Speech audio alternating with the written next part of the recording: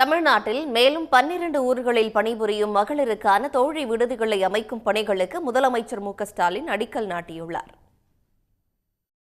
மகளிர் நல்வாழ்விற்கான நடமாடும் மருத்துவ சேவை ஊர்தியை சென்னையில் முதலமைச்சர் மு.க.ஸ்டாலின் பார்வையிட்டு ஆய்வு செய்தார். மகளிருக்கு நீரிழிவு, உயர் ரத்த அழுத்தம், புற்றுநோய் உள்ளிட்டவற்றை கண்டறிய 40 கோடி ரூபாய் செலவில் நவீன மருத்துவ உபகரணங்களுடன் கூடிய 38 நடமாடும் மருத்துவ ஊர்திகள் ஏற்பாடு செய்யப்பட்டுள்ளன.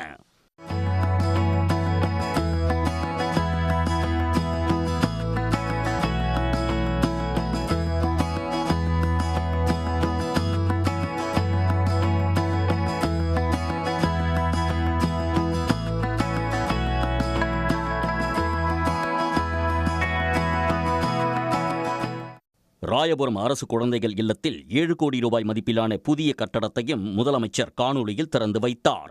கோவை மற்றும் திருச்சி அரசு கூர்நோக்கு இல்லங்களில் 27 கோடியே 90 லட்சம் ரூபாய் மதிப்பீட்டில் புதிய கட்டடங்கள், திருப்பத்தூர், நாமக்கல், மயிலாடுதுறை, விருதுநகர் உள்ளிட்ட 12 ஊர்களில் 62 கோடியே 51 லட்சம் ரூபாய் செலவில் தோழி விடுதிகள் அமைக்கும் பணிகளுக்கு முதலமைச்சர் காணொலியில் அடிக்கல் நாட்டினார்.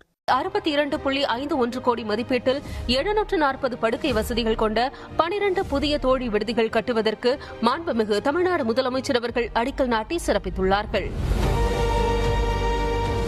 மேலும் காஞ்சிபுரத்தில் 3 கோடி ரூபாய் செலவில் புனரமைக்கப்பட்ட அண்ணா பட்டு விற்பனை வளாகத்தை காணொலியில் திறந்து வைத்த முதலமைச்சர் மக்கள் நல்வாழ்வுத்துறைக்கு தேர்வான 233 அரசு பணியாளர்களுக்கு பணி நியமன ஆணைகளை வழங்கினார்.